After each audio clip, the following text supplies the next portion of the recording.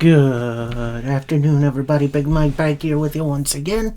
Welcome back to Big Mike Talks, where today I'm going to be talking about the week that was in pro wrestling. So we got post Royal Rumble Monday Night Raw, NWA Power Looks That Kill edition. I'll get into that in a little bit. And we wrap it up with AEW Dynamite. That's right. Trifecta is back, and it's better than ever.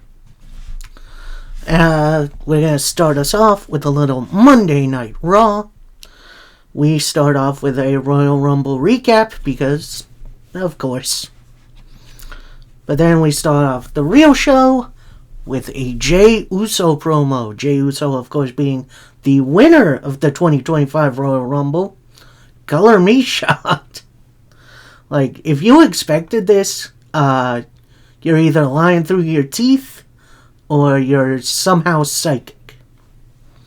Anyway, so he starts this promo saying, "Thank you guys. I don't know what to say to you, but let me talk. I come to this game like almost 2 years ago, try to make a good living, carry on my family legacy with the bloodline, which was a very cool chapter in my life. But I was so scared to try this singles run. I didn't know I had it until I came out here tonight. Now I know I got it. I worked really hard to get here, and I got it because of you, and from the bottom of my heart, thank you. Thank you for every week you ride with me. And because of you guys, I'm the 2025 Royal Rumble winner, and I'm in the WrestleMania main event." Now, who do I pick? Do I pick Cody Rhodes or... out comes the World Heavyweight Champion, Gunther. He gets into the ring, grabs a microphone, says, "I want to offer my congratulations, and for what? In reality, I am disappointed. This match doesn't appeal to me. You cannot even lace up my boosts, and I learned how to show I'm just hanging on, but I'm always in control. I refuse to do this match again, because I am in the process of filling my legacy. And beating you again does nothing for my legacy. So your situation is clear. You have everything to gain, and I have nothing to... No. Yeah, that's it. If you choose me, every week is going to be a living hell. And I am going to hurt you, Jay. And I'm going to put you down like a diseased dog. Consider your options." So Gunther goes to leave. Jey Uso then says to him, "Hold on. Are you not tired yet? I'm tired. I'm tired of people telling me what I can and cannot do. So this week, I'm going to go over to SmackDown to talk it over with Cody. And whoever I choose, I'm walking into WrestleMania the Royal Rumble winner. And I'm walking out as champion." Dude, that was such a good promo. That was so good from Jey Uso. I don't understand how people can't be behind this guy. Yeah, sure, he's not a super worker, but come on, he's good, man. Then we get a look back at the Royal Rumble press conference, which is, Royal Rumble post-show, with John Cena declaring himself for the Elimination Chamber, which is going to be middle of March, I think. So, we got a first entrance into the chamber. The rest will be filled out with qualifying matches, which we'll get to. But first, we go to our first matchup of the evening, as we got Penta taking on Ludwig Kaiser.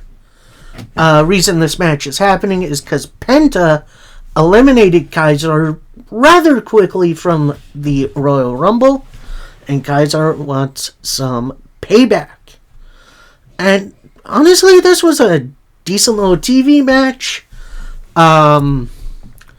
Both worked really, really well together, although it was a slow start. Eventually, they did turn it into another gear. Eventually, Penta hinting the sacrifice, which is the arm break, which is a great name for a signature. And then the Penta driver to pick up the win. Now, post-match, we start to get a Penta interview. But before you can get a couple words in, out comes Pete Dunne, a man that Penta already beat. But then as Penta is focusing on Pete Dunne, Kaiser attacks Penta from behind and hits his Sister Abigail DDT looking thing.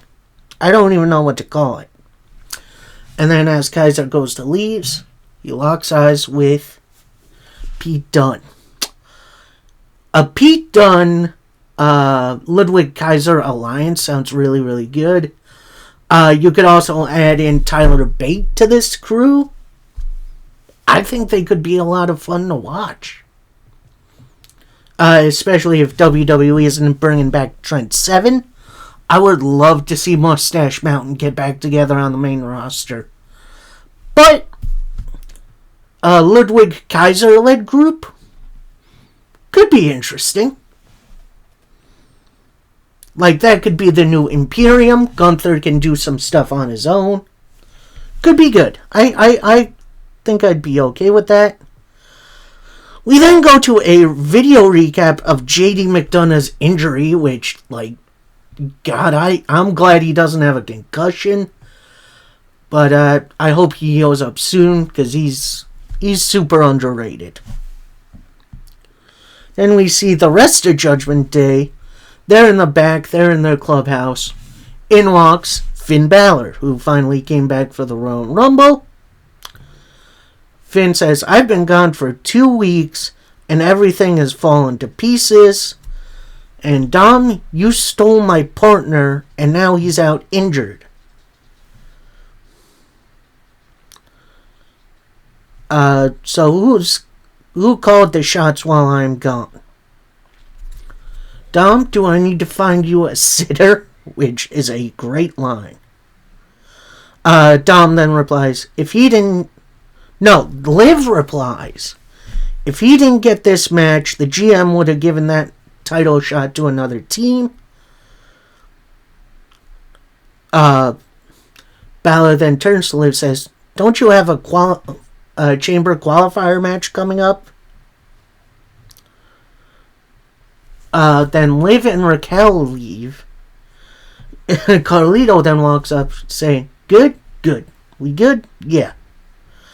So, it does look like we're going to get a JD McDonough, Carlito, Finn Balor kind of drifting away from the rest of Judgment Day, which, I don't know, could be interesting. Then we get this little mess, as we have a Charlotte Flair in-ring promo. And she gets booed through the entire thing. And I'll give you some bits and pieces. You know, she says, here's the thing. You booing me would have bothered me years ago, but I can tell you I missed you guys. Last year absolutely sucked. Last year broke me both mentally and physically, to the point that I didn't know if I was going to make it back. This is all I think about. And I'm going to embrace all these boos. And that's why I love you. Whether you're wooing or booing, it doesn't take away that I'm the best. I fought every day. This is what I love and what I want to be the best at. And now I punch my ticket to WrestleMania. I knew. And throughout this whole thing, the entire crowd is booing Charlotte Flair. But at that moment, out comes Rhea Ripley. Charlotte tells Rhea, "Hey, I was trying to have a moment here." "Hello, Rhea." Rhea then replies, "I know you're trying to have your moment, but this is my show. And at WrestleMania, we could go to war again. And I respect the heck out of you, so please pick me. Because if I remember, last time we faced off at WrestleMania, I beat you."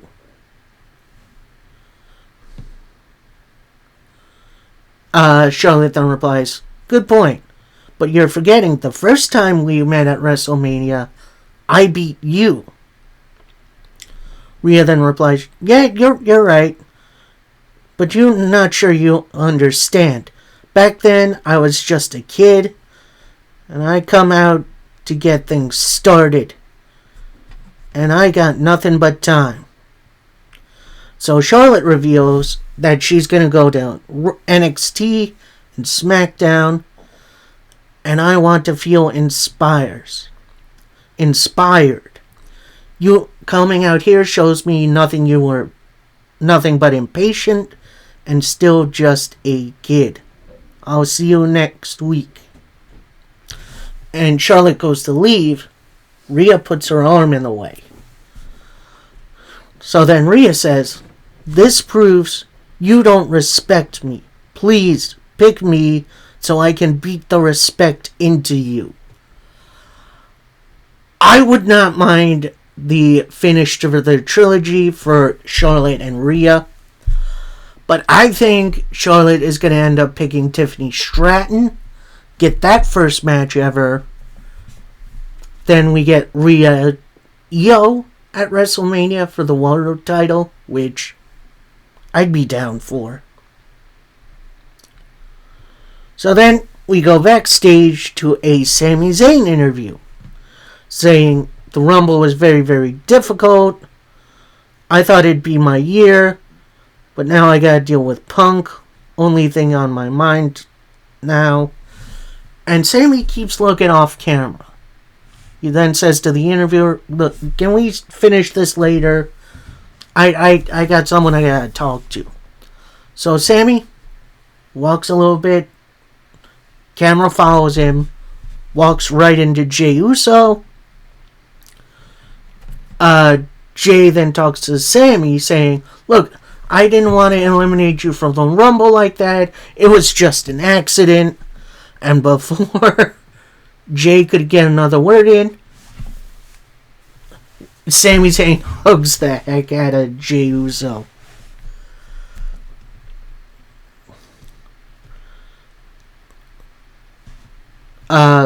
With Sami Zayn continuing, "Look, you did it. I'm so proud of you. This moment is yours. You did it all on your own. I'm proud of you." So Jey then walks off. Cross then comes up from behind Sami, saying, "That was a touching moment. How's it feel seeing others live out your dreams?" Sami then turns to Cross and says, "You keep showing up like this, we're going to have a problem." Cross then says, "I'm not looking for a problem right now." Sami leaves. Cross then says, "But I could be." A Cross Sami Zayn program. I could be down with that. So then we see Rhea. She's walking around in the back. She runs right into Io Sky, who's warming up for her match. Io then turns to Rhea, says, "Maybe I'll see you at WrestleMania." Rhea then kind of walks off screen. Liv then attacks Rhea, pushing her into the equipment boxes right behind them. Rhea seems to run her off, and as she's checking on Io, in comes Raquel Rodriguez, who just pushes her into the equipment boxes behind the first equipment box. And then Liv comes in and attacks, continues to attack Io. And then they walk off together. So this probably is going to affect the match later on. We'll get to it. But yeah, I like these interconnected stories. It's so good. And now we're finally getting some for the women's division, which is great. So now we go to our next match, and it definitely took a little while. But we got Kofi Kingston and Xavier Woods of the New Day taking on Rey Mysterio and Dragon Lee of the LWO. And this was a pretty high-octane match, especially when Dragon Lee and Woods were in there. They had some great chemistry. Not to say Kofi and Lee or Kofi and Rey didn't have great chemistry, but this was a really, really fun matchup. With Kofi and Woods actually being a little bit more grounded, including trying to take off the luchadors' masks. But eventually, we see, after a big drop kick from Rey, Logan Paul's music hits, because they have a qualifying match next week. Logan Paul in a match on Raw. Alright. New Day take advantage. Logan Paul then goes to the announce table, although he doesn't have a headset on, which is weird. So we really don't get to hear him. Dragon Lee eventually hits a big old power bomb, wiping them out. Kofi and Rey tag in. They counter each other's clotheslines and stuff. After a Rana, an attempted 619, Woods then grabs Kofi, moves him to the outside. Rey with a seated senton to the outside, gets him back in. Then Logan Paul gets up from commentary, gets in Rey's face. Rey then pushes Logan Paul to the ground. Kofi then chucks Rey into the ring post. They get back inside. Then Paul grabs Rey by the foot. Rey kicks him off. Kofi with a Trouble in Paradise for the win for the New Day. So that's definitely a much needed win. A little disappointed it wasn't clean, but New Day needs these wins more than anybody, I think. Build them back up to maybe tag team title level. So, yeah, the fun little tag team match. We'll see what happens from there. We then get an update from Roman Reigns that he's going to be out injured. He's going to miss the Elimination Chamber. But we don't hear what the injury actually is. So more than likely this is a part of storyline to write Roman off the Elimination Chamber, get him ready for whatever's going to happen at WrestleMania, because we still don't know. Like, there's some ideas going around, but nothing like concrete, which honestly I kind of love.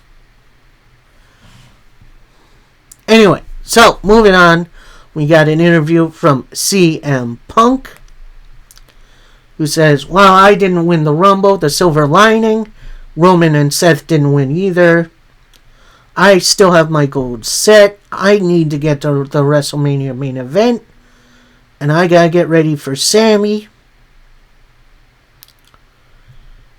Then we get another Rumble recap, which is interesting, including a recap of the I Show Speed spot in the Rumble, which I thought was pretty fun.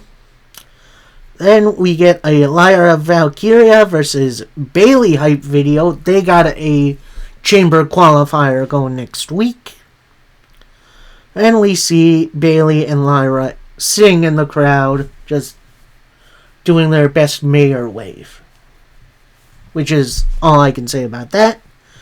Then we get our first Elimination Chamber qualifying match, as we have Io Sky, who is still showing signs of the attack by Liv, taking on Liv Morgan.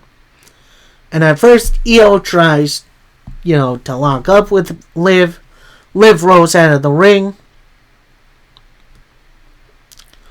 Io follows her, tosses her into the barricade, into the apron, gets back in. Io then with a big flapjack, which that was crazy looking, into a drop kick for only a 1 count. Liv with a big old hip attack, hits her own drop kick, but only gets a 2. Liv then bails to the outside. They get back in the ring. Then Io with a big dive gets back in. Liv then hits the Three Amigos, which is in honor of Dom Mysterio, who stole it from Eddie Guerrero, his real father. Io then with a backstabber for 2, then locks in a crossface, which is very, very interesting. Liv eventually fights out of it. But then she hits a kick. Io goes for the over the moonsault, but Raquel on the outside distracts Io.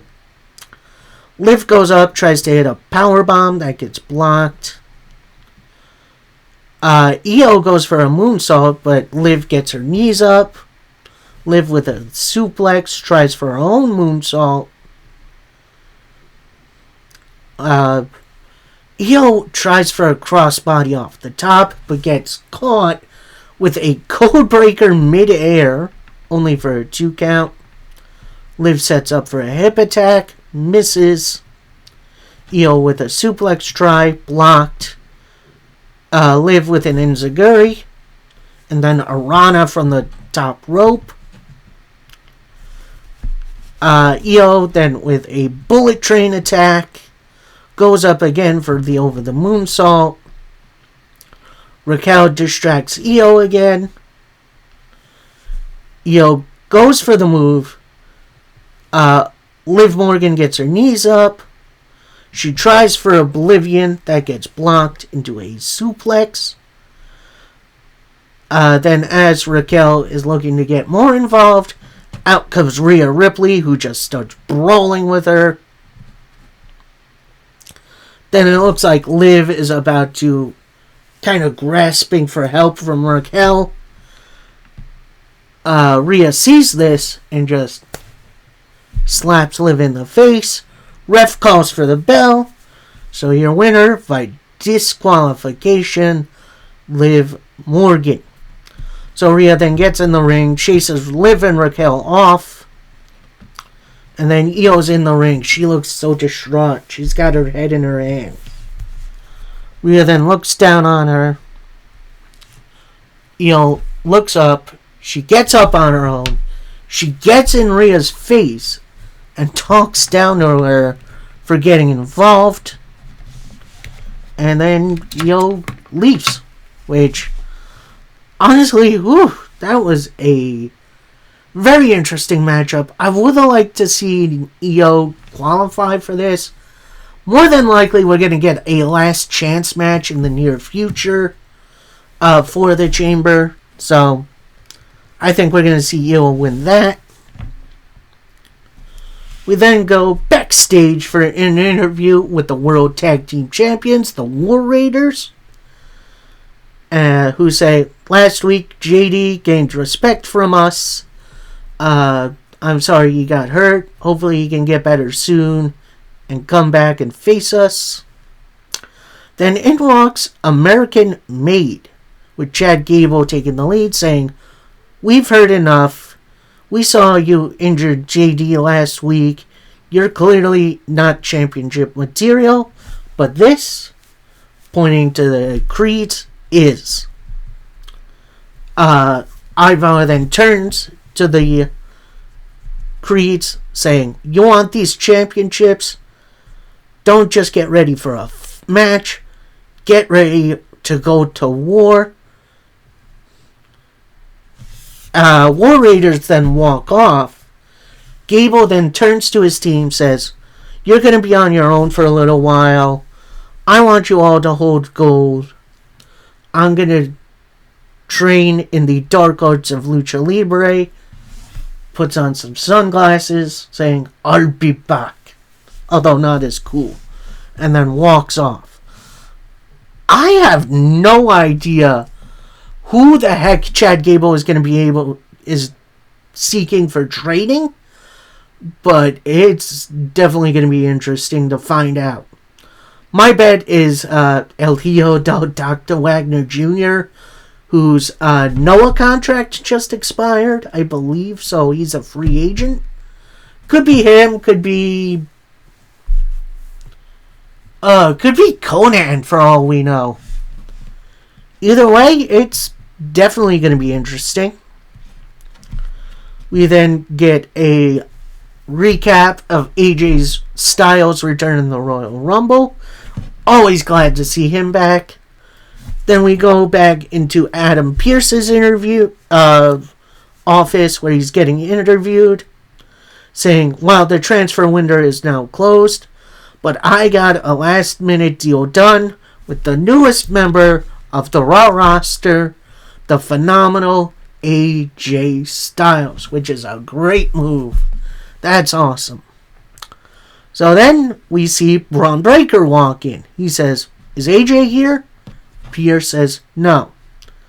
Braun says, "Well then, keep him away from me. Speaking about me, what's next for me? Let's talk some business in private." And then Pierce follows Braun into another room. It's time for Braun's next challenger. I'm kind of hoping it's AJ Styles, honestly. I think that would be a really underrated match. So next, we go to the ring for a Seth Rollins promo. And, oh boy, he had a lot of fire coming from him. Saying, "I got a lot to talk about tonight. First of all, Jey Uso, he won the Royal Rumble. And while it stings a bit for me, I'm happy for him. I love to see good things happen to good people."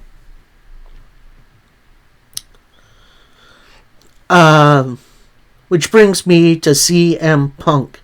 And I know a couple of people who aren't going to like this. Punk lost in the Royal Rumble. His future for WrestleMania is up in the air. And he keeps getting embarrassed by the biggest idiot in the world, Logan Paul. And Roman Reigns is hurt. And I'll tell you the truth, because I hurt him. And I wasn't wrong. Roman did nothing but hurt those close to him. I love to talk about his schedule. So I did him a favor.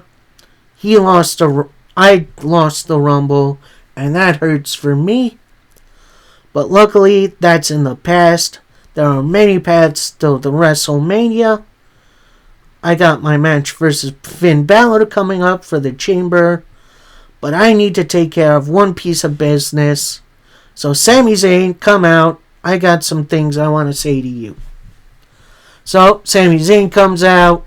He doesn't do his full, dancing hype entrance. He walks right out. He's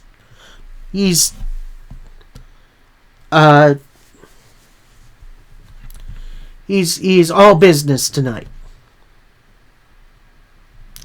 There are some Sami Zayn chants, which is very good. So Seth says to Sami, "Look, you're my guy here. we go back a long way. It's been a tough couple of months for both of us. But let's put the past in the past. The future is upon us, and the world knows I hate CM Punk. But I know that you also have a deep hatred for Punk too. Tonight is not the night for a good face. And what he told you last week, you weren't on his level. You're the one who main evented WrestleMania, and you're such a good person. Tonight is your night. Keep Punk out of the chamber. People like Punk don't belong in the ring with you. And it's time for you to put his dreams in the dirt for good. Holy shit, that was a little tongue twister for a little while. So yeah, again, more interconnectivity with the storylines. I love it. I love it. So then we go to our main event of the evening, and it's the men's Elimination Chamber qualifier match, and Sami Zayn takes on CM Punk.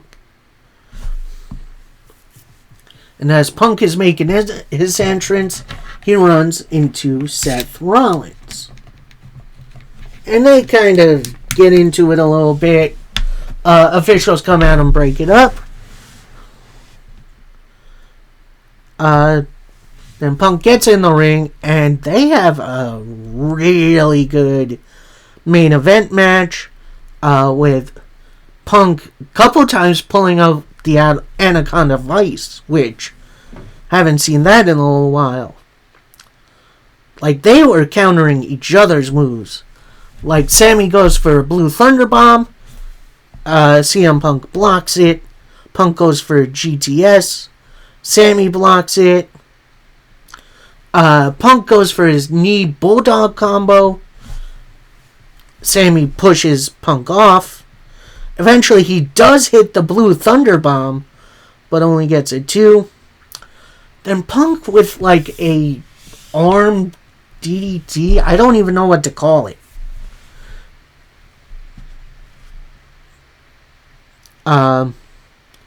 And Sammy in the corner goes for a Helluva Kick, misses. Punk with a roll-up, only for a 2.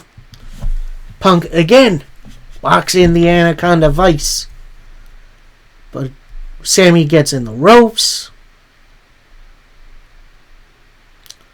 They countered each other's finisher a couple of times, with eventually Punk getting Sami Zayn up for the GTS, hitting it, and your winner is CM Punk. And post-match, Punk is kind of standing over Sami Zayn, offers him a handshake. Sami Zayn agrees to it. They shake hands. And as Punk is leaving,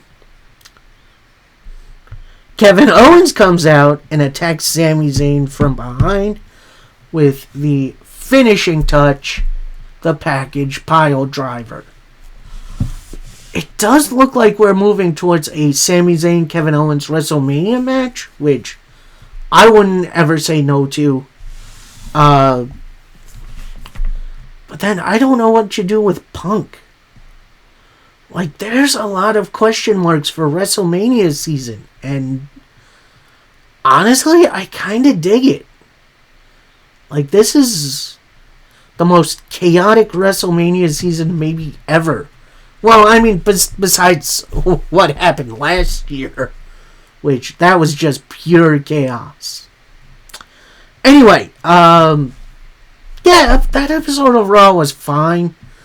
I would have liked to see a little bit more wrestling, but overall, we do have some nice setups for future, not just qualifying matches, but the official setup for WrestleMania. So that was Raw. We now go into NWA Power Looks That Kill. Shows like this are usually pay-per-views, but looks like NWA is getting away from the pay-per-view model, which is fine. We'll see how this goes. We start off with a Kenzie Page versus Haley J hype video. That's going to be our main event later on. But we start off with Primo and Epico Cologne, which it's good to see them back wrestling. They're really underrated wrestlers. Taking on Eric Smalls and Sam Stackhouse of Size Matters. Eric Smalls, obviously a... how do I say this nicely? A person who is maybe not so tall. Against Sam Stackhouse, who is a big brother. So, yeah, it does start off a little awkward with Eric Smalls starting out. He does eventually hit a massively funny-looking Bronco Buster. Eventually, the clones fight back. There was a time where Sam Stackhouse was in. He was beating the heck out of Primo. Primo goes for the tag. Epico's like, nah. Jumps off the apron. Which, that was funny. Sam Stackhouse with a couple body slams, some splashes. Massive looking heel kick. Then he goes up. Goes for the second rope moonsault on both Colognes. Misses. Eventually Eric Smalls gets tagged in. Goes for a frog splash, I guess. Stripped off the top rope by Epico. Primo then gets in, hits a backstabber for the win for the Colognes. This was an interesting opening matchup. I think it was more of a showcase, kind of freak show looking. I'm not going to say freak show, that's mean. It was more of a sideshow than a serious part of the show, which is fine. Stuff like this always has a place in pro wrestling. Interesting to see the Colognes picking up a win against this fresh tag team to NWA. So, yeah, we'll see where the Colognes end up. Hopefully they get some kind of tag title shot in the near future. But then we go backstage for an interview from Mims. No cheese with him. I'm not sure what happened to him. I hope he is okay. But Mims pretty much says, look, I'm going to do here is cash another check. I'm going to beat someone up and then get paid. And Mr. Grimm, you're getting paid to get a shot at my title. I get paid to beat people up, and that's exactly what I'm going to do. Short but sweet setup for this next match, and it's for the NWA National Heavyweight title as Mr. Grimm challenges Mims. And this starts out usual, big guy versus big guy stuff. Eventually, Mr. Grimm does turn it on a little bit, including with a high-speed neck breaker. But as Mr. Grimm is speeding up, Mims is trying to slow everything down, including a massive spine buster for a 2 count.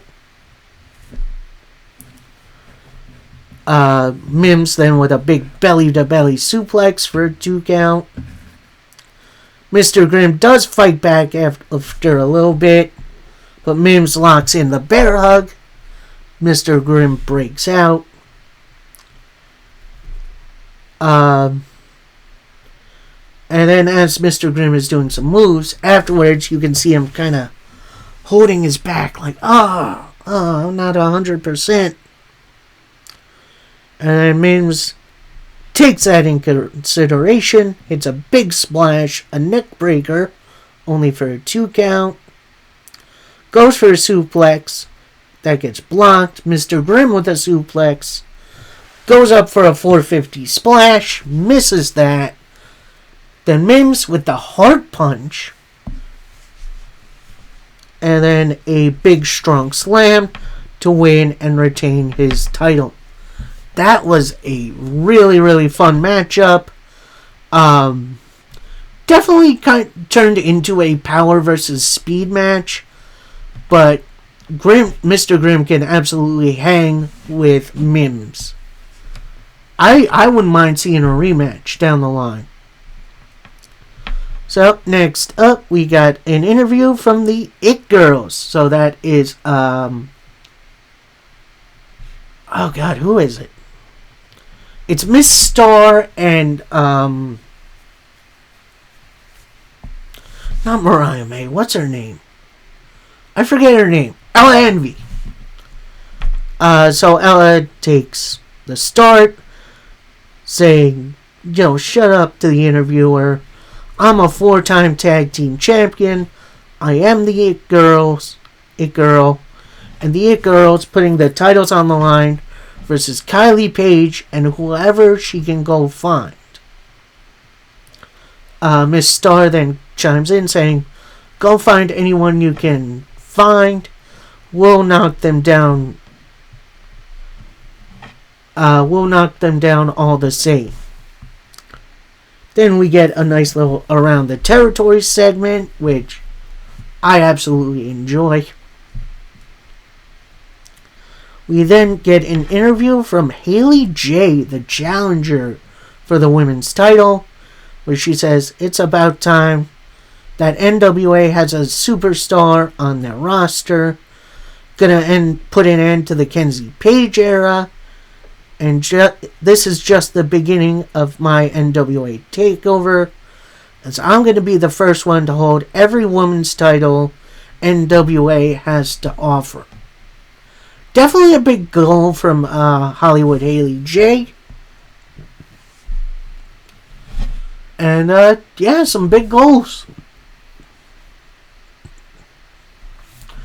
So then we go into our main event for Power, as it's the NWA World Women's Title match, as Kenzie Page defends against Hollywood Haley J.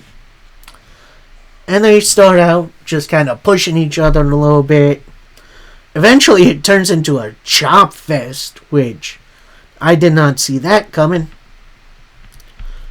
Haley J with a big old leg lariat into a neck breaker on the outside. Gets her back in. Little ground and pound action. Eventually Kenzie Page gets up. It's a super kick. Only for 2. Haley J then kind of just chokes Kenzie in the corner, which turns into a couple of head smashes into the mat, which is insane. Kenzie then gets a roll up for 2. She hits Haley J hits a Meteora into a Shining Wizard, only for a 2 count. Goes for a big kick, that gets caught. Kenzie Page with some uppercuts into some chops. Dueling super kicks. Big old enziguri from Haley J, who goes for a superplex that gets blocked. Kenzie Page then with a sunset flip powerbomb hits the big stomp, only for a 2. Haley J with the choke again into the hair pull.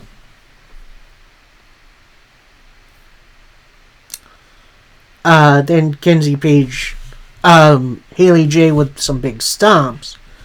Then she goes into the corner, grabs a sock filled up with rocks, which I guess she had during her entrance. The referee then takes it, throws it to the outside. At that point, Kenzie Page gets up, hits a Kenzie cutter for the win. Distracted ref spot. Interesting way to finish a match, I guess. Would have liked to see Kenzie Page get a clean win, although we're probably going to see this match a couple more times, which is fine. And, that's the end of Power. Very wrestling heavy, which is all fine. Definitely some good promos.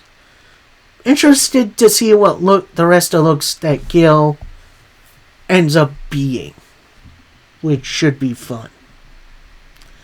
And now we finish up with a little AEW Dynamite, in which I'm going to say this: the venue that they were in Atlanta this week looked really, really cool. Like, it was all circular. You could kind of see into the concourse a little bit with these pillars coming down. It felt very unique, unlike the sterile environments we usually see for wrestling shows. Anyway, so then we get a Jay White interview, except he's like outside on the ramp, which is very weird. He then says to the interviewer, "We are so close to the airport right now. I got some new relationships with blooming. While I don't see eye to eye with my new teammates, I know I can rely on FTR and Copeland to have my back." And the Death Riders seem... He doesn't quite finish the thought, because coming out is the full crew of Death Riders. They're looking for a fight. Coming out behind them, you have Copeland and FTR. Then you see Jay White say, 1, 2, 3, 4, 5. Looks even, mate. And they just start brawling. But Marina Shafir kind of avoids the brawl, grabs Renee Paquette, who is conducting the interview, and just kind of walks off, which is funny. And they just brawl all over the place. They eventually brawl back into the arena. Jay White and I believe it was Claudio get in the ring. Jay White hits a Blade Runner. Mox gets in. Looks to hit a Paragon Shift. Jay White blocks it. Looks to hit the Blade Runner. But Pac interrupts. But then Pac gets hit by a Shatter Machine by FTR. Then Claudio hits a big swing. I want to say it was either Jay White or maybe it was Copeland into the announce table, which that was a little crazy. Then Mox and Claudio just kind of beat down on Jay White in the ring. Then you see Copeland slide in. He's getting ready to spear the heck out of Moxley. Claudio sees this, pushes Moxley out of the way, eats the spear himself. So then Death Riders bail out of the ring. They're about halfway to their entranceway, which is through the crowd. So Copeland gets on the microphone and says, "Moxley, I don't know if you can hear me, but the people are chanting one name. Copeland, Copeland." Then Adam gets back on the microphone and says, "What's your answer to my challenge at Revolution?" So Moxley jumps back over the barrier, grabs a microphone and says, "You deserve nothing, you get nothing. The answer is no." So he starts to walk off. Then Jay White gets on the microphone and says, "I got another offer to you. And I know you're trying to breathe with the switchblade, but how about at Grand Slam Australia, it's you and Claudio versus me and Cope in a no-rules match at Grand Slam." So, yeah, I guess we'll see. I think it was made a Melbourne Brawl, which is very clever. We then get a card rundown for this episode of Dynamite. We then get to start to see a little crossover with Collision as we see Buddy Matthews challenging Okada for the Continental title at Grand Slam. Initially, Okada says no, but the match is made official as we see on the card rundown. So, I will admit that was a really good opening segment. Got a lot done in that too, which is a lot of fun. Then we get to our first matchup of the evening. We got Will Ospreay taking on a member of the Don Callis family. So Will Ospreay's in the ring. He's waiting. Don Callis' music hits.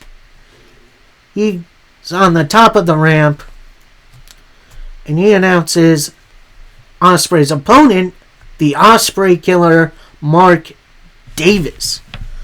Now, me and other people thought, this was going to be Trent. A little disappointing, but whatever. Mark Davis has way more history with Ospreay. From their time in United Empire to, Mark Davis's recent return. So to see Mark Davis turn on Ospreay, it definitely brings something to their relationship, and I like that. So Mark Davis pretty much completely overpowers Ospreay throughout this match. Ospreay tries to fight back, but he just gets completely obliterated. And at one point, you see after a bunch of strikes in the corner, Mark Davis goes for the United Empire symbol, which is he and Ospreay's team in New Japan. But then he's like, ugh, what am I doing? So it's clear he is not full in on the heel turn, but he is definitely in it. Ospreay comes back with a springboard elbow. This brings Don Callis off of commentary, trying to talk to Davis. Davis then with some big old power moves. Ospreay fights back with a couple of super kicks. Gets an Os Cutter, only gets a 2 count. At that point, Callis looked like he was going to pull the ref out, but Mark Davis kicked out. Will Ospreay attempts a hidden blade that gets countered by big old Mark Davis. Hits a couple of clotheslines. Hits a pretty much straight sit-down pile driver, but only for a 2. Then Mark Davis removes the middle turnbuckle pad with Mark Davis about to, slam Will Ospreay into it.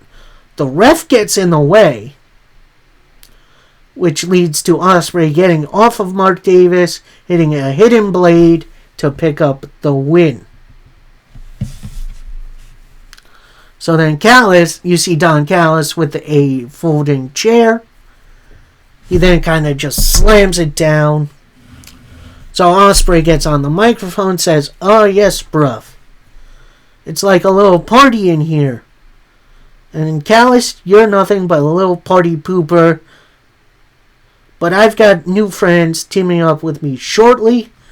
This brings out Kenny Omega, Will Ospreay's partner for Grand Slam. Don Callis then bails through the crowd, through the announcer's table. We then get a Kenny Omega promo who says, "I've been in this position a couple times. I don't ever remember a reception quite like this." Then he turns to Mark Davis. He says, "Davis, man to man, I have no clue what Callis has it for you, but help is always there. There are always good people you can trust." So that is clear that Mark Davis' heart isn't in the Callis family, which we might see play out at Grand Slam. So anyway, Kenny Omega continues, "And in 1 week, I make my in-ring return. And listen, tonight, I had to come out." At this point, Don Callis calls out Takeshita and Kyle Fletcher, with Callis kind of holding them back. Omega then gets back on the microphone, says, "We've done this dance for weeks. You want to try to get yourself some? Get on in here and let's go. If not, you got to prepare for Grand Slam. It's been a long time since I feel what I was feeling in the past, but now that I'm back, you can all feel what I'm feeling. And this match is going to prove the future is here with us. I love the energy that Kenny Omega brings to AEW. He's... Like, I love the Pillars. I love pretty much everybody on this roster. Kenny Omega is the heart and soul of this place. Without a shadow of a doubt. And, just seeing him on TV again warms my old heart. So, next up, we got a Swerve versus Ricochet hype video. Very nice, very well done. Then we go for an in-ring Hurt Syndicate promo. With MVP starting out saying, "This is an official announcement from the Hurt Syndicate. So you're going to all stand up for us. I'm going to keep this short and sweet. Because we're going to hop on a jet to the Super Bowl." Boo. We gotta give props to Private Party. It's not their fault. They were in the wrong place at the right time. And that they had to face this duo. But now we're going to put everyone on notice. If you're a champion here in AEW, if it's our choice, we're coming for your titles. But let's focus on the now. Anyone who would like a tag team title shot, come out and get. And before he can continue, the lights go out. And out comes Austin and Colton, the Guns. Good to see them back. With Austin getting on the mic saying, "We don't mean any disrespect. We just want to come out here and talk some business." MVP then replies, "While you don't dress like businessmen, you conduct yourself as men, so let's talk as men." Guns get in the ring. Says to MVP, "We haven't properly introduced ourselves. We're the Guns. We're former AEW Tag Team Champions. And the only reason you have these is because we've been gone. And it's time to take our titles back." MVP then says, "What? I tell you what. I respect your courage, but this is about business. So next week, for the tag team titles, it's going to be the Hurt Syndicate versus a couple of ass boys." MVP and the Syndicate start to walk out. Austin gets on the mic asking, "Ass boys?" Then he says, "You're damn right," as they hype up the show. That match should be a whole lot of fun. I can't wait. So then we get highlights of Harley Cameron's first win on an AEW television show from Collision.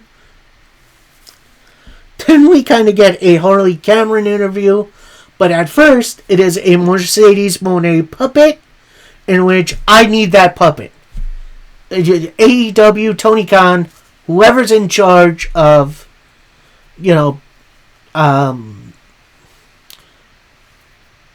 merchandise, we need that puppet for sale. And through that puppet, Harley pretty much announces a concert for this Saturday on Collision. Then we finally see the camera pan out. We see Harley Cameron on the other end saying, "What an amazing idea. That's fantastic. Can't wait." Then we see from a door behind Renee and Harley is Mercedes Moné. She sees the puppet and she just gets the mean mug look on her face.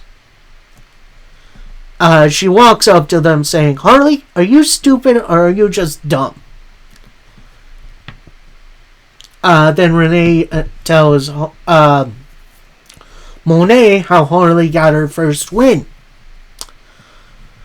With Monet stating, "Oh my god, Harley got a win? How cute. I remember my first win.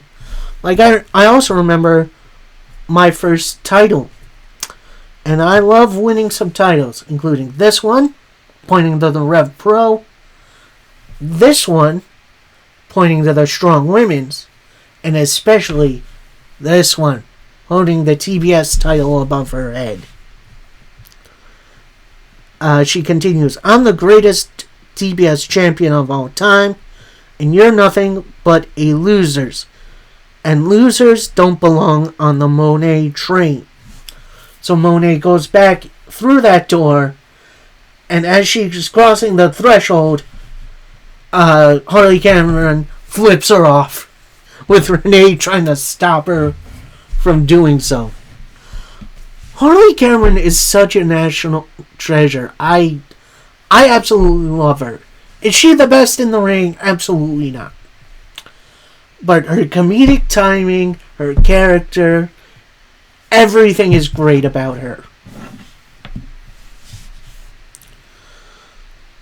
So then we go to another part of backstage for a Hangman Adam Page interview, where the interviewer asks why he was looking for Swerve. So Hangman Page answers, "No, it was nothing but a moment of weakness, a mistake." He was then asked about his regret of retiring Christopher Daniels, with Hangman responding, "No, Daniels overstepped. He accepted a death match against me, so I hurt him so bad, I ended his career." So then you hear a little bit off screen, It pans over. Max Caster's sitting there, and he's got his certificate of being the best wrestler alive, I guess. With Max eventually saying, "Could you hurry this up? I got places to be." Then Max walks off to Hangman, so he says, "I saw what you did to Daniels. Any chance you could do this to Max Caster or Billy Gunn?" Hangman then turns to Max, says, "Yeah, I can do that, but I don't see either Bowens or Gunn here. I only see one person I can hurt here right now." Then Max is a little flustered as he says, "Oh, I'm gonna go to my car." He runs off. Hangman's like, "Okay, cool, I'm gonna follow you." And starts that little chase. I'm glad to see Hangman getting back on TV and doing some more significant things in AEW. And hopefully we get to see that MJF feud, because that would be awesome. So, next up, we got a little more tag team action players, as we got the Hounds of Hell. That's Buddy Matthews and Brody King. They have revamped themselves from the House of Black, taking on Konosuke Takeshita and Kyle Fletcher of the Don Callis family. And oh boy, this was a fun match. This was so good. Like, all four of these guys worked so well together. Especially the big boy spots from Brody King, the cross bodies to them into the barricade was just so good. At one point, you see Brody go for a Gonzo bomb that gets blocked. Takeshita and Fletcher with a couple of clotheslines. Fletcher and Buddy then tag in. They continue with the big moves, including a big old sheer drop DDT from Fletcher. Then Buddy backdrops Fletcher to the outside. Big old dive. Gets him back in. Buddy with a Meteora, only for a 2. Attempts the big stomp, but that gets blocked. Fletcher with a suplex, then a knee. And then, as Buddy is setting up on the top rope, out comes Kazuchika Okada. Or at least his music hits, And apparently this distracts Buddy long enough for Kyle Fletcher to knock Buddy off the top rope. Takeshita tries for a superplex. That gets blocked. Buddy with a super kick gets a big knee strike in. Tags in Brody, who hits a big old cannonball for a 2 count. Then he gets the senton. Attempts the powerbomb. That gets blocked. Brody then locks in the hanging sleeper, which is a sleeper hold off the apron. So Takeshita's just dangling there.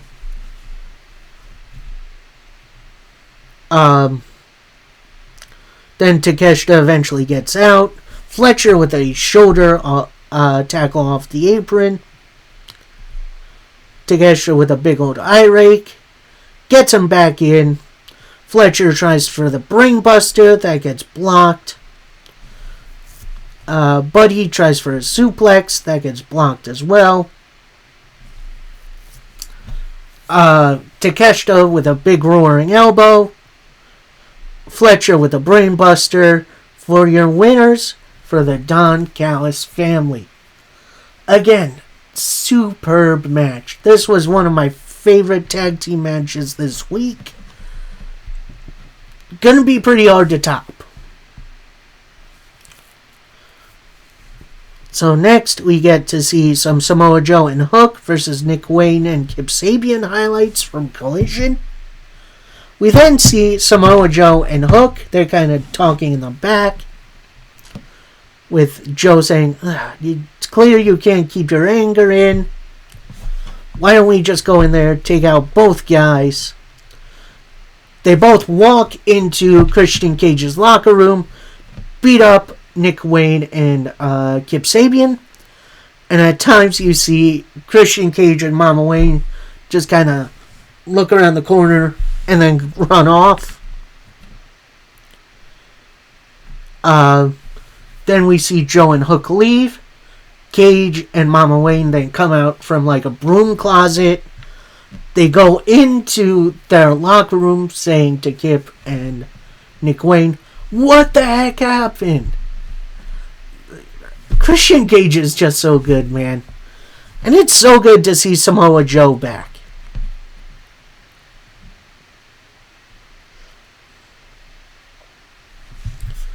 So then we get an in-ring MJF promo. Because, of course we do. Anyway, so he gets on the microphone and says, you want to know why I took out Jeff Jarrett? Jeff, all you had to do was stay out of my way, but you couldn't even do that.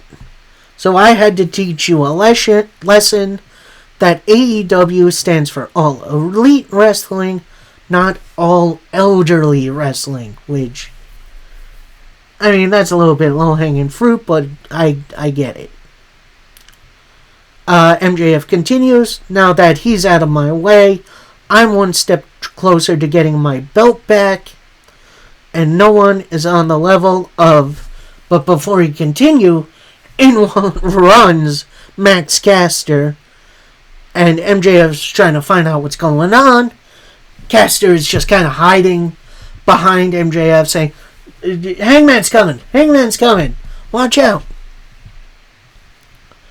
Hangman Page music hits, he comes out. Max Caster bails and runs through the crowd.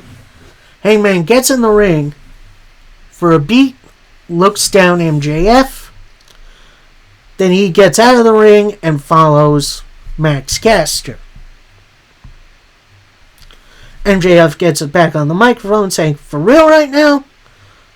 You all like this cowboy shit, huh? And like I was saying before I was so rudely interrupted, nobody is on the level of...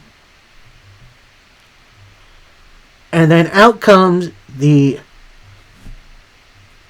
natural Dustin Rhodes. He's got his Ring of Honor titles on him. With MJF saying, no.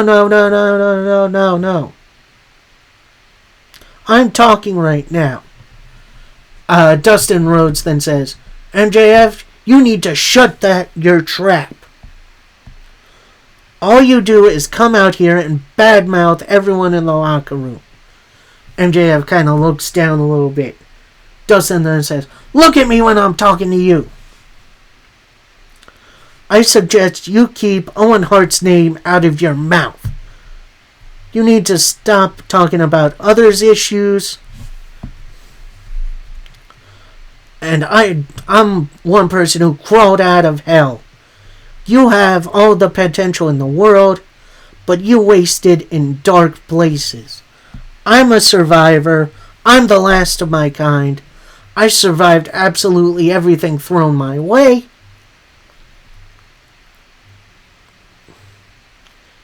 And I want you to know, when I'm gone, the mold will be broken. And I know I'm better than you and your unkempt nose hairs. So MJF kind of like, you see MJF in the corner kind of like trying to clean his own nose up a little. So MJF comes back out, still has the mic, says, give it up for Dustin Rhodes. That was incredible. But the part you said you were better than me? That's as funny as your drug addiction, because that obviously fried your brain. And look at you. It took you 35 years to get out of your daddy's shadow. And it's so sad about the whole thing. And after all that hard work, you now live in the shadow of your little baby bro. And before he can finish his sentence, Dustin beats MJF up. The officials come out, they break it up, separate them to neutral corners. Dustin breaks out. It's a big splash on MJF. They face off a little bit. Actually, officials then break them up again, force MJF out of the ring. He's like, okay, I'm done. Starts to walk up the ramp, turns around, gets back in, goes for a low blow to Mr. Dustin Rhodes, and then officials lead him out. Then you see Daniels, no neck brace. He passes by MJF, and they face off for a second. So, yeah, that was definitely an interesting segment. I don't really know what they're doing with MJF right now. Like, I know they don't want him in the title picture yet, but to have him feuding with Jeff Jarrett and Dustin Rhodes, no offense to those two guys, but I feel like MJF could be doing a little bit more. Like, I'm ready for that Hangman feud. Let's go there next. So next we see Mariah May. She's on commentary for this next match as Queen Aminata takes on Timeless Toni Storm, who is actually announced as playing the role of Mariah May. So Timeless Toni Storm comes out to Mariah May music. She's got her gear on. She's in the ring doing all her mannerisms, although she's also kind of mocking them, including the kind of finger in the teeth thing, in which she ends up kind of sucking, which is... this all made me laugh. Anyway, so this match was so good. Queen Aminata is so underrated. I want to see more of her on my TV. And this was just a really, really good back and forth. But then after a hip attack, then it looked like Toni Storm was going for Storm Zero. But then she hit the Mayday to pick up the win. I absolutely love this match. Then we get a little Toni Storm interview, who then says, please, call me Mariah. I'm the woman from hell. I stand on the neck of everyone in this division, and no woman alive can touch me. So then May gets off of commentary, gets up on the apron. Tony invites her into the ring. But then Tony steps down. May steps down and leaves through the crowd. That was a heck of a segment. I did not expect it. I kind of hope they don't continue doing this, because I love the Timeless Toni Storm character. But this adds another interesting wrinkle to not only the character, but this feud. Because if you remember when Mariah May and Toni Storm were, together, Mariah May had Toni Storm's original gear on. So, this is kind of some fun mind games. So then we go to a Dustin Rhodes promo in the back. He's in whatever part of the arena he's in, saying, after 35 years, people chipping away, trying to get rid of me. I'm around for a reason, and this Tuesday, apparently Dynamite is going to be on Tuesday this week. Not 100% sure why, but going to be interesting. MJF, I'm going to beat your ass. So, that's definitely going to be interesting. We then get a Powerhouse Hobbs Big Bill hype video. So, that should be fun. Then we get a New York Minute segment, which initially I rolled my eyes at. But instead of being somewhere backstage, they were... Jericho, Big Bill, and Brian Keith were on the ramp. So that should be a clue as to what's to coming. So Chris Jericho pretty much takes the lead, saying, and I speak for everyone here, Bandito, I don't know how you're so wanted. No one wants you here in AEW. But I'm going to turn this into a teachable moment. You've got a $100,000 bounty on your head. I'm going to send the bounty hunter, Brian Keith, on you. And I know you can do it, Bandito. And I know you can do to Bandito what Big Bill did to Powerhouse Hobbs. Big Bill gets on the microphone, then says, Hobbs, wherever you are, as soon as he says that, Powerhouse Hobbs music hits, he comes out and he tries to just brawl with Big Bill, but the rest of the Learning Tree join in. Then to make the save is the Outrunners, and they just have a big old brawl, all around ringside. Officials come out to break it up. Then you have Big Bill on one side of the ring, Powerhouse Hobbs on the other. They kind of have a security guard in hand. Then they both look at each other. They both hit choke slams on the security guard. They then both get in the ring. They start brawling in the ring. Eventually they make it to the outside. Hobbs then Big Bill then smashes Hobbs' head into the announce table, where they eventually run into the cameraman. Then we see backstage the Learning Tree arguing with Hobbs and the Outrunners as the Learning Tree is kicked out of the arena. So, honestly, even though I rarely like the New York Minute segments, this one was really, really good, and it actually led to something. So, this Hobbs Big Bill feud is going to be interesting. Going to be interesting to see how Bandito fits into it, because he just got back from injury. But now we go to our main event. And oh boy, it's a goodie, as we got Swerve Strickland taking on Ricochet. But before the match starts, we see Ricochet, he's making his entrance. Swerve attacks him on the ramp with a steel chair before the bell rings. Swerve then gets Ricochet in the ring. Bell rings.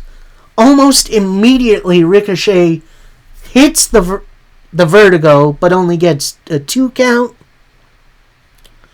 They fight each other for a little bit. Eventually, Ricochet goes for the Vertigo again. This time it gets countered. They brawl to the outside, where Swerve throws Ricochet into the barricade. Then they get onto the barricade, where Swerve was about to hit a pile driver. That gets blocked. Ricochet tries for a Rana. That gets caught into a powerbomb straight down onto the top of the barricade. Eventually they get back in. Ricochet with a slingshot into the bottom turnbuckle, which that looked painful. They do moves for a little bit. Ricochet with a lung blower, only for 2. They go back and forth the whole time. Swerve attempts another powerbomb that gets blocked by Ricochet. Swerve then blocks a Death Valley driver into what I thought was going to be a powerbomb. Ends up being a power slam, which I never saw that combination before. Only gets a 2 count. Swerve attempts a suplex that gets blocked. Hits a flatliner, a house call, and a Swerve stomp, only to get a 2 count. They then moved on to the apron, where Swerve attempts a JML driver that gets blocked by Ricochet.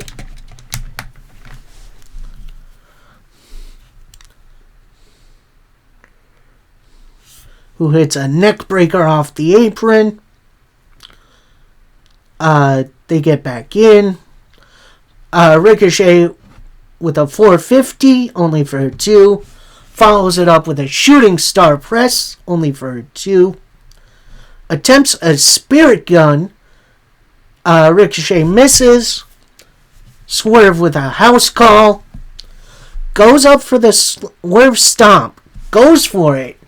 Ricochet then puts his hands kind of together like this, and Swerve's private parts hit the top of it, which, honestly, that was an interesting counter. Eventually, Ricochet does hit the spirit gun to pick up the win. And as he's celebrating, he sees Nana, who has an old robe of his. They said it was not Jimmy Jacobs. Who was it? Old robe. Ricochet pushes Nana, puts on the robe, and walks out to end the show. My God, this was such a good showing from AEW Dynamite. We got some great matches. We got some great character depth. We got some awesome moments. And honestly, the crowd was into pretty much every single thing on this show. This was a great show from AEW. Hopefully we get to see some more great shows in the near future. So, yeah, that'll do it from me. I hope you all enjoyed. Coming around on Monday is going to be my review of SmackDown and Collision. And no, I will not be doing a review for the Super Bowl because I will not be tuning in. So, that'll do it from me. Until next time, happy wrestling, everybody. Peace.